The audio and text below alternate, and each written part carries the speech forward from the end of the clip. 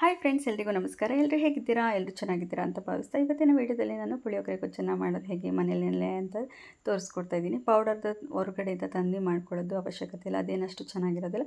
ಮನೆಯಲ್ಲೇ ಈ ರೀತಿಯಾಗಿ ರುಚಿಕರವಾಗಿ ಮಾಡ್ಕೊಳ್ಬೋದು. ಎಲ್ಲರೂ ಸುಮಾರು ಜನ ಈ ವಿಡಿಯೋನ ಮಾಡಿ ತೋರಿಸಿದ್ದಾರೆ, ಆದರೂ ಕೆಲವೊಬ್ಬೊಬ್ಬರು ಒಂದೊಂದು ಟಿಪ್ಸ್ ಇರುತ್ತೆ. ಹಾಗಾಗಿ ನಾನು ಕೂಡ ಕೆಲವೊಂದು ಟಿಪ್ಸ್ನ ತಿಳಿಸ್ತಾ ಇದ್ದೀನಿ.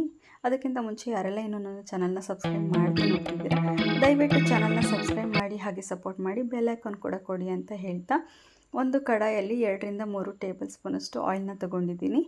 ಈ ರೀತಿಯಾಗಿ ಮಾಡೋದ್ರಿಂದ ಪುಳಿಯೋಗರೆ ಗೊಜ್ಜು ಹಾಳಾಗೋದಿಲ್ಲ, ಮತ್ತು ಪೌಡರ್ ಕೂಡ ತುಂಬ ದಿನದವರೆಗೂ ಸ್ಟೋರ್ ಮಾಡಿ ಇಟ್ಕೊಳ್ಬೋದು. ಹಾಗೆಯೇ ಹುರ್ಕೊಳ್ಳೋದು ಬೇಡ. ಸ್ವಲ್ಪ ಆಯಿಲ್ ಹಾಕ್ಬಿಟ್ಟು ಬಿಸಿಯಾದ ನಂತರ ಈ ರೀತಿಯಾಗಿ ಎಲ್ಲವನ್ನು ಹುರ್ಕೊಳ್ಬೇಕು. 1 ಟೇಬಲ್ ಸ್ಪೂನಷ್ಟು ಮೆಂತ್ಯ, 1 ಟೇಬಲ್ ಸ್ಪೂನಷ್ಟು ಸಾಸಿವೆ, 1 ಟೇಬಲ್ ಸ್ಪೂನಷ್ಟು ಕರಿಮೆಣಸನ್ನು ತೊಗೊಂಡಿದ್ದೀನಿ. ಅದು 4 ಟೇಬಲ್ ಸ್ಪೂನಷ್ಟು ಜೀರಿಗೆನ ತೊಗೊಳ್ತಾ ಇದ್ದೀನಿ. ಕರಿಮೆಣಸು 1 ಟೇಬಲ್ ಸ್ಪೂನಷ್ಟು ತೊಗೊಂಡ್ರೆ 4 ಟೇಬಲ್ ಸ್ಪೂನಷ್ಟು ಜೀರಿಗೆನ ತೊಗೊಳ್ಬೇಕಾಗತ್ತೆ. ಜೀರಿಗೆನೇ ತುಂಬ ಟೇಸ್ಟ್ ಕೊಡೋದ್ರಿಂದ ಜೀರಿಗೆ ಜಾಸ್ತಿನ ಬಳಸ್ಕೊಳ್ತಾ ಇದ್ದೀನಿ. ಈಗ ಜೀರಿಗೆ 4 ಟೇಬಲ್ ಸ್ಪೂನಷ್ಟು ತೊಗೊಂಡಿದ್ದೀನಲ್ಲ, ಅದ್ರ ಡಬಲಷ್ಟು ನಾವು ಧನಿಯಾ ಕಾಳನ್ನು ಸೇರಿಸ್ಕೊಳ್ಬೇಕಾಗುತ್ತೆ. ಅಂದರೆ 8 ಟೇಬಲ್ ಸ್ಪೂನಷ್ಟು ಹಾಕ್ಕೊಳ್ಬೇಕಾಗುತ್ತೆ. ಕೆಲವೊಬ್ಬರು ಹಾಗೆ ಹುರ್ಕೊಳ್ತಾರೆ ಆಯಿಲ್ನ ಹಾಕ್ತೇನೆ, ಅದು ಕೂಡ ತುಂಬ ದಿನ ಇರುತ್ತೆ. ಬಟ್ ಆಯಿಲ್ನ ಹಾಕಿ ಫ್ರೈ ಮಾಡ್ಕೊಂಡಿರೋದ್ರಿಂದ ತುಂಬ ನೀಟಾಗಿ ರೋಸ್ಟ್ ಆಗಿರುತ್ತಲ್ಲ, ಹಾಗಾಗಿ ತುಂಬ ದಿನದವರೆಗೂ ಸ್ಟೋರ್ ಮಾಡಿಕೊಳ್ಬೋದು. ಘಮನೂ ಹಾಗೆ ಇರುತ್ತೆ ನಿಮಗೆ. ಬಟ್ 6 ಮಂತ್ಸ್ವರೆಗೂ ಸ್ಟೋರ್ ಮಾಡ್ಬೋದು. ಬಟ್ ಒನ್ ಮಂತ್ ಅಥವಾ 2 ಮಂತ್ಸಿಗೆ ಒಂದು ಸಲ ಚೇಂಜ್ ಮಾಡ್ತಿದ್ರೆ ಒಳ್ಳೆಯದು. ಫ್ರೆಶ್ ಆಗಿ ಮಾಡ್ಕೊಳ್ಳೋದ್ರಿಂದ ತುಂಬ ಚೆನ್ನಾಗಿರುತ್ತೆ. ಈ ರೀತಿಯಾಗಿ ಲೋ ಫ್ಲೇಮ್ನಲ್ಲಿ ನೀಟಾಗಿ ಫ್ರೈ ಮಾಡ್ಕೊಳ್ಳಿ. ಮೇಲ್ಕೋಟೆಯಲ್ಲಿ ಯಾವ ರೀತಿಯಾದ ಒಂದು ಪ್ರಸಾದ ಸಿಗುತ್ತೆ ನೋಡಿ, ಪುಳಿಯೋಗರೆ ಗೊಜ್ಜು ಎಲ್ಲ ರೆಡಿ ಸಿಗುತ್ತೆ, ಅದೇ ರೀತಿಯಾದ ಟೇಸ್ಟ್ ಕೂಡ ಬರುತ್ತೆ. ಇದು ಒಂದು 16 ಬ್ಯಾಡಗಿ ಮೆಣಸಿನ್ಕಾಯಿನ ತೊಗೊಂಡಿದ್ದೀನಿ. ಒಂದು 8 ಗುಂಟೂರು ಮೆಣಸಿನ್ಕಾಯಿನ ತೊಗೊಂಡಿದ್ದೀನಿ ಖಾರಕ್ಕೆ ಅನುಗುಣವಾಗಿ. ನಿಮಗೆ ಜಾಸ್ತಿ ಖಾರ ಬೇಕು ಅಂದರೆ ಜಾಸ್ತಿನೇ ಯೂಸ್ ಮಾಡ್ಕೊಳ್ಬೋದು. ನಾವು ಖಾರ ಜಾಸ್ತಿ ತಿಂತೀವಿ, ಹಾಗಾಗಿ ಸ್ವಲ್ಪ 1-2 ಮಿನಿಟ್ಸು ಫ್ರೈ ಮಾಡಿಕೊಂಡ್ರೆ ಸಾಕಾಗುತ್ತೆ. ಲಾಸ್ಟಲ್ಲಿ 1 ಟೇಬಲ್ ಸ್ಪೂನಷ್ಟು ಬಿಳಿ ಎಳ್ಳನ್ನು ಸೇರಿಸ್ಕೊಳ್ತಾ ಇದ್ದೀನಿ. ಎಳ್ಳನ್ನು ಕೂಡ ಸೇರಿಸೋದ್ರಿಂದ ತುಂಬಾ ಟೇಸ್ಟು ತುಂಬ ಚೆನ್ನಾಗಿರುತ್ತೆ. ಲಾಸ್ಟಲ್ಲಿ ಕರಿ ಲೀವ್ಸ್ನ ಸೇರಿಸ್ಕೊಳ್ತಾ ಇದ್ದೀನಿ. ಕರಿ ಲೀವ್ಸ್ ಕೂಡ ಹಾಕೋದ್ರಿಂದ ತುಂಬಾ ಟೇಸ್ಟ್ ಚೆನ್ನಾಗಿರುತ್ತೆ. ಈ ರೀತಿಯಾಗಿ ಎಣ್ಣೆಲಿ ಬಾಡಿಸಿ ಹಾಕೋದ್ರಿಂದಂತೂ ತುಂಬಾ ಚೆನ್ನಾಗಿರುತ್ತೆ ಟೇಸ್ಟು. ಕಣ್ಣಿಗೂ ಕೂಡ ಒಳ್ಳೆಯದು, ಕೂದಲಿಗೂ ಕೂಡ ಒಳ್ಳೆಯದು. ಲಾಸ್ಟಲ್ಲಿ ಹಿಂಗನ್ನು ಸೇರಿಸ್ಕೊಳ್ತಾ ಇದ್ದೀನಿ. ಹಿಂಗೂ ಕೂಡ ತುಂಬಾ ದಿನ ಇರೋವರೆಗೂ ತುಂಬ ದಿನ ಇಡೋದಕ್ಕೆ ಹೆಲ್ಪ್ ಮಾಡುತ್ತೆ ಇಂಗು. ಹಾಗಾಗಿ ಇಂಗು ಟೇಸ್ಟ್ ಕೂಡ ತುಂಬ ಚೆನ್ನಾಗಿರುತ್ತೆ, ಡೈಜೆಷನ್ನು ತುಂಬ ಚೆನ್ನಾಗಾಗುತ್ತೆ. ಅದೆಲ್ಲ ತಣ್ಣಗಾದ್ಮೇಲೆ ಗ್ರೈಂಡ್ ಮಾಡಿ ತರಿಯಾಗಿ ಪೌಡರ್ನ ರೆಡಿ ಮಾಡಿಕೊಂಡು ಒಂದು ಸೈಡಲ್ಲಿ ಎತ್ತಿಟ್ಕೊಂಡಿದ್ದೀನಿ. ಸ್ವಲ್ಪ 1 ಕಪ್ಪು ಅಥವಾ 1.5 ಕಪ್ಪು ಆಗೋಷ್ಟು ಆಯಿಲನ್ನು ಹಾಕ್ಕೊಳ್ಳಿ. ಎಷ್ಟು ಜಾಸ್ತಿ ಹಾಕ್ತೀವಿ ಅಷ್ಟು ದಿನ ಸ್ಟೋರ್ ಮಾಡಿಡ್ಬೋದು. ಆಯಿಲ್ ಜಾಸ್ತಿ ಹಾಕಿದಷ್ಟು ಟೇಸ್ಟು ತುಂಬಾ ಚೆನ್ನಾಗಿರುತ್ತೆ. 1-2 ಟೇಬಲ್ ಸ್ಪೂನಷ್ಟು ಕಡಲೆಬೇಳೆ, 1 ಟೇಬಲ್ ಸ್ಪೂನಷ್ಟು ಸಾಸಿವೆ, 1-2 ಟೇಬಲ್ ಸ್ಪೂನಷ್ಟು ಉದ್ದಿನ ಬೇಳೆನ ನಾನು ಹಾಕಿ ಫ್ರೈ ಮಾಡ್ಕೊಳ್ತಾ ಇದ್ದೀನಿ. ಇದು ತುಂಬಾ ಚೆನ್ನಾಗಿರುತ್ತೆ, ಟೇಸ್ಟ್ ಕೊಡುತ್ತೆ ಉದ್ದಿನ ಬೇಳೆ ಕೂಡ. ಹಾಗಾಗಿ ಉದ್ದಿನ ಬೇಳೆ ಕೂಡ ಸೇರಿಸ್ಕೊಳ್ತಾ ಇದ್ದೀನಿ. ಶೇಂಗಾ ಬೀಜನ ಸ್ವಲ್ಪ ಸೇರಿಸ್ಕೊಳ್ತಾ ಇದ್ದೀನಿ. ಕಡಲೆ ಬೀಜನ ನಾನು ಜಾಸ್ತಿನೇ ಹಾಕ್ಕೊಳ್ತಾ ಇದ್ದೀನಿ. ಇದನ್ನು ಸಪ್ರೇಟಾಗಿ ಎತ್ತಿಟ್ಕೊಂಡು ನೀವು ಪ್ರತಿ ಸಲ ಪೌಡರ್ನ ಮಾಡಿಟ್ಕೊಂಡು ರೆಡಿಯಾಗಿ ಈ ರೀತಿಯಾಗಿ ಇಷ್ಟೆಲ್ಲ ಹಾಕ್ಕೊಂಡು ಫ್ರೈ ಮಾಡ್ಕೊಳ್ಬೋದು. ನಾನು ಎಲ್ಲವನ್ನು ಗೊಜ್ಜು ಮಾಡಿಡ್ತಾ ಇದ್ದೀನಿ. ಹಾಸ್ಟೆಲಲ್ಲಿರೋ ಮಕ್ಕಳಿಗೆ ಈ ರೀತಿಯಾಗಿ ಜಾಸ್ತಿ ಆಯಿಲ್ನ ಹಾಕಿ ಈ ಥರ ಫ್ರೈ ಮಾಡಿಕೊಡೋದ್ರಿಂದ ಜಾಸ್ತಿ ದಿನ ಸ್ಟೋರ್ ಮಾಡಿಟ್ಕೊಳ್ತಾರೆ. 1 ವಾರಗಟ್ಟಲೆ ಆರಾಮಾಗಿ ಅನ್ನಕ್ಕೆ ಬೆರೆಸ್ಕೊಂಡು ಊಟ ಮಾಡ್ಕೊಳ್ಬೋದು.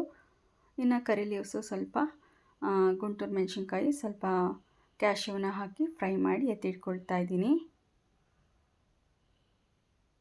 ಯಾಕಂದರೆ ಸ್ವಲ್ಪ ಇದನ್ನು ಹಾಕೋದ್ರಿಂದ, ಹುಣಸೆ ಹಣ್ಣಿನ ರಸ ಹಾಕಿ ಈಗ ಕುದಿಸ್ಕೊಳ್ಳೋದ್ರಿಂದ ಇದೆಲ್ಲ ಮೆತ್ತಗಾಗ್ಬಿಡುತ್ತೆ ಅಂತ ಹೇಳ್ಬಿಟ್ಟು ಫಸ್ಟೇ ಎತ್ತಿಟ್ಕೊಳ್ತಾ ಇದ್ದೀನಿ.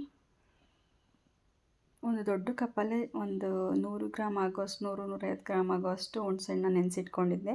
ಹುಳಿ ಜಾಸ್ತಿ ಇರಬೇಕು, ಅಷ್ಟು ಪೌಡರ್ಗೆ ಇಷ್ಟಾದರೂ ಇರಬೇಕು. ಹುಳಿ ಚೆನ್ನಾಗಿ ಕುದಿಬೇಕು, ಎಣ್ಣೆಲಿ ಮಿಕ್ಸ್ ಆಗಬೇಕು, ಅಲ್ಲಿವರೆಗೂ ನೀವು ಕುದಿಸ್ಕೊಳ್ಳಿ. ಈ ರೀತಿಯಾಗಿ ಹುಣಸೆ ಹಣ್ಣಿನ ಹುಳಿ ಚೆನ್ನಾಗಿ ಕುದ್ದಾದಮೇಲೆ, ಎಣ್ಣೆಯಲ್ಲಿ ನೀಟಾಗಿ ಮಿಕ್ಸ್ ಆದಮೇಲೆ ಸ್ವಲ್ಪ ಅರಶಿನ ಹಾಕಿ ರುಚಿಗೆ ತಕ್ಕಷ್ಟು ಉಪ್ಪನ್ನು ಸೇರಿಸ್ಕೊಳ್ಳಿ. ಉಪ್ಪು ಸ್ವಲ್ಪ ಹೆಚ್ಚಿಗೆನೇ ಅನ್ನಿಸ್ಬೇಕು, ಯಾಕಂದರೆ ರೈಸ್ಗೆ ಅಲ್ವಾ, ರೈಸಿಗೆ ಕಲಿಸಿದಾಗ ಕರೆಕ್ಟಾಗಿ ಆಗುತ್ತೆ. ಹಾಗಾಗಿ ಸ್ವಲ್ಪ ರುಚಿ ಜಾಸ್ತಿನೇ ಇರಲಿ. ಸ್ವಲ್ಪ ಬೆಲ್ಲನ ಸೇರಿಸ್ಕೊಳ್ತಾ ಇದ್ದೀನಿ. ನಿಮಗೆ ಜಾಸ್ತಿ ಬೆಲ್ಲ ಬೇಕು ಅಂದರೆ ಸೇರಿಸ್ಕೊಳ್ಬೋದು. ನಾವು ಸ್ವೀಟ್ನ ಅಷ್ಟು ಇಷ್ಟಪಡೋದಿಲ್ಲ, ಖಾರ ಇದ್ರೇ ಚೆಂದ ಅಂತ ಹೇಳ್ಬಿಟ್ಟು ಸ್ವಲ್ಪ ಬೆಲ್ಲನ ಸೇರಿಸ್ಕೊಳ್ತಾ ಇದ್ದೀನಿ. ಇನ್ನು ಗ್ರೈಂಡ್ ಮಾಡಿ ಇಟ್ಕೊಂಡಿರೋವಂಥ ಪೌಡರ್ನ ಸೇರಿಸ್ಕೊಳ್ತೀನಿ. ಹುಳಿ ಚೆನ್ನಾಗಿ ಈ ರೀತಿಯಾಗಿ ಎಣ್ಣೆಯಲ್ಲಿ ನೀಟಾಗಿ ಮಿಕ್ಸ್ ಆಗಿ ಕುದಿ ಬಂದು ಅದರ ಹಸಿ ವಾಸನೆ ಎಲ್ಲ ಹೋದ್ಮೇಲೆ ನೀವು ಇದನ್ನು ಸೇರಿಸ್ಕೊಳ್ಬೇಕು. ಅದಕ್ಕಿಂತ ಮುಂಚೆ ಸೇರಿಸಿಟ್ಕೊಂಡ್ರೆ ಏನಾಗುತ್ತೆ ಅಂದರೆ ಫ್ರೈ ಆಗುತ್ತೆ, ಬೇಯುತ್ತೆ, ಬಟ್ ಜಾಸ್ತಿ ದಿನ ಸ್ಟೋರ್ ಮಾಡಿ ಇಟ್ಕೊಳ್ಳೋಕ್ಕಾಗಲ್ಲ, ಹಾಳಾಗಿಬಿಡುತ್ತೆ. ನೀಟಾಗಿ ಮಿಕ್ಸ್ ಮಾಡ್ತಾಯಿರಿ. ಅವಾಗವಾಗ ತಳ ಏನು ಹತ್ತೋದಿಲ್ಲ, ಆದರೆ ನೀಟಾಗಿ ಮಿಕ್ಸ್ ಮಾಡೋದ್ರಿಂದ ಹುಳಿ, ಉಪ್ಪು, ಖಾರ ಎಲ್ಲ ನೀಟಾಗಿ ಮಿಕ್ಸ್ ಆಗುತ್ತೆ. ಈ ರೀತಿಯಾಗಿ ನೀಟಾಗಿ ಮಿಕ್ಸ್ ಮಾಡ್ಕೊಳ್ಳಿ. ಔಟ್ಲೈನಲ್ಲಿ ಆಯಿಲು ಬರಬೇಕು, ಅಲ್ಲಿವರೆಗೂ ನೀವು ಬೇಯಿಸ್ಕೊಳ್ಬೇಕಾಗತ್ತೆ. ನೀವು ನೋಡ್ತಾ ಇರ್ಬೋದು ಯಾವ ರೀತಿಯಾಗಿ ಬಂದಿದೆ ಅಂತ ಹೇಳ್ಬಿಟ್ಟು. ಔಟ್ಲೈನಲ್ಲಿ ಆಯಿಲ್ ಜಾಸ್ತಿ ಹಾಕಿದಷ್ಟು ಜಾಸ್ತಿ ದಿನ ಸ್ಟೋರ್ ಮಾಡಿ ಇಟ್ಕೊಳ್ಬೋದು, ತುಂಬಾ ಟೇಸ್ಟಿಯಾಗಿ ಕೂಡ ಇರುತ್ತೆ. ಬ್ರಾಹ್ಮಿನ್ಸ್ ಮನೆಯಲ್ಲೆಲ್ಲ ಮಾಡ್ತಾರೆ ನೋಡಿ, ನನಗೆ ಆಲ್ ಟೈಮ್ ಫೇವ್ರೇಟು, ತುಂಬಾ ಇಷ್ಟ ಆಗುತ್ತೆ. ಅದೇ ರೀತಿ ಟೇಸ್ಟ್ ಕೊಡುತ್ತೆ. ನಿಮಗೆ ಸ್ವಲ್ಪ ಬೆಲ್ಲ ಜಾಸ್ತಿ ಹಾಕ್ತಾರೆ ಅವರು, ಹಾಗಾಗಿ ತುಂಬ ಟೇಸ್ಟಿಯಾಗಿರುತ್ತೆ. ನಿಮಗೆ ಬೆಲ್ಲ ಜಾಸ್ತಿ ಬೇಕಂದರೆ ಸೇರಿಸ್ಕೊಂಡು ನೀವು ಅದೇ ರೀತಿಯಾಗಿ ಮಾಡ್ಕೊಳ್ಬೋದು. ಇನ್ನು ಅನ್ನ ಹಾರಲಿಕ್ಕೆ ಇಟ್ಟಿದ್ದೆ.